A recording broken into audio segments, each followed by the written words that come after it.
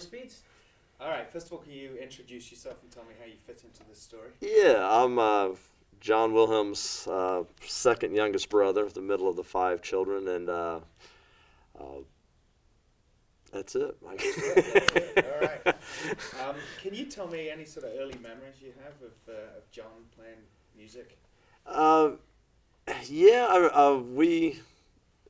when you're the drummer in a band, usually the band practices at your house. So John was in a number of bands after we moved down here from Ohio, and they always practiced at the house. John always had his drum set up at the house, and so it was always great. It was a great bunch of musicians coming through, whether it be cover bands like Sugar Creek, and uh, so in the early years, I think there were a lot of practicing in the house. Then John eventually moved out, and I didn't see his rehearsals or as much of them at that point, but it was always great, and it was an inspiration to me and Eric, the younger brother, who, because there was always a drum set there, we would sneak in whenever John wasn't around. So that's why there's a string of drummers in the house as well. So Was it a cause of disturbance to the household or the neighbors or anything like that, or did everybody encourage it and was into it? Mom and Dad were always great about it, and and I don't know, we weren't concerned about the neighbors, but and nobody seemed. I don't think anybody minded. You know, at least everybody knew where their kids were, and that's what the one advantage to having the band practice at your house. So. But the family was generally a nurturing environment for the music. Yeah, absolutely. Very musical household. And Mom was always playing music around the house, and so yeah, very good in that regard.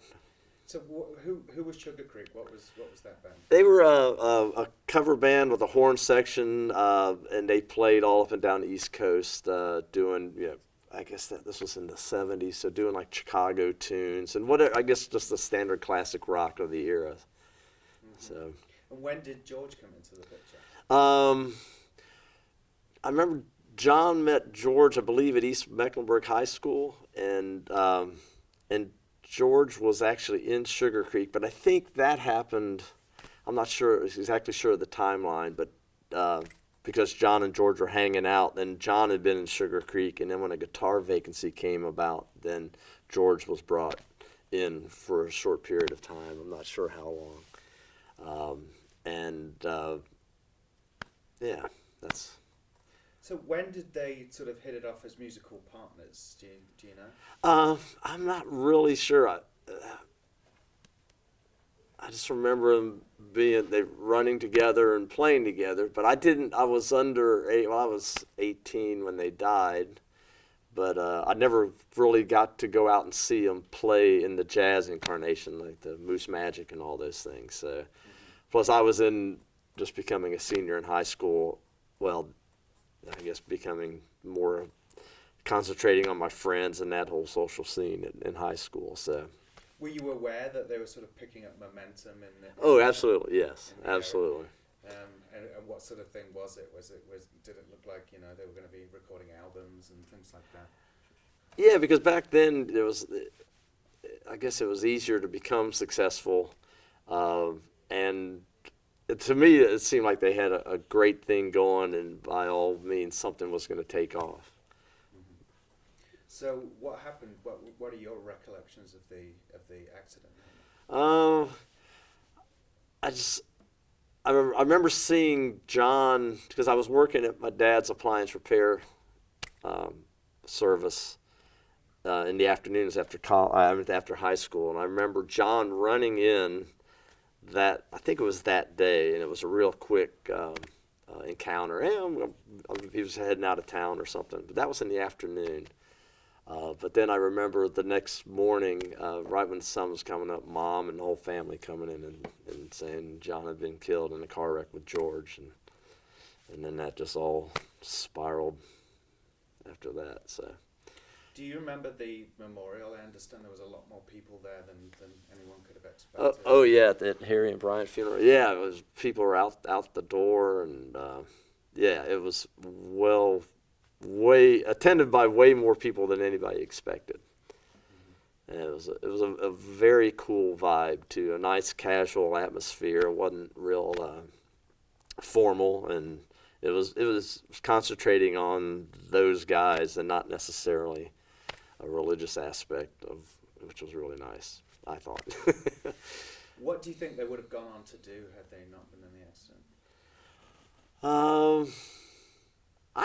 I think that they would have been a major contender in the jazz fusion era, because they were, and I think like with Stevie Wonder becoming, to me their music kind of sounded like Stevie Wonder Intervisions period. The Wurlitzer piano and very tuneful songs, but with an exploratory edge to it. So I think they would have gained some momentum, maybe a lot of momentum, maybe moved to LA and gotten entwined in that and taken off somehow. But it's hard to say, I guess. But And you've become a drummer yourself. What can you say anything about the influence that John had on you? Outside of just providing the drum set, okay. I remember John always, and I think our whole family owes a lot of our musical taste to John, because he was always sharing cool things, whether it be Todd Rundgren or Yes, and so I'm grateful for that, and he was always throwing that into the mix, and we've all run with that same mix. The same music one of us likes, the other one, we know the other one's going to like. If we're all given one CD, and we're all going to like the same, we're all going to pick the one song out that we all like, and it's always going to be the same song. I don't know if I'm getting sidetracked here, but so he did introduce a lot of great music, I thought, and that carries on to this day, and that we're always sharing music with them amongst the siblings. So. All right, great. And, thank you very much. Sure. Thank you.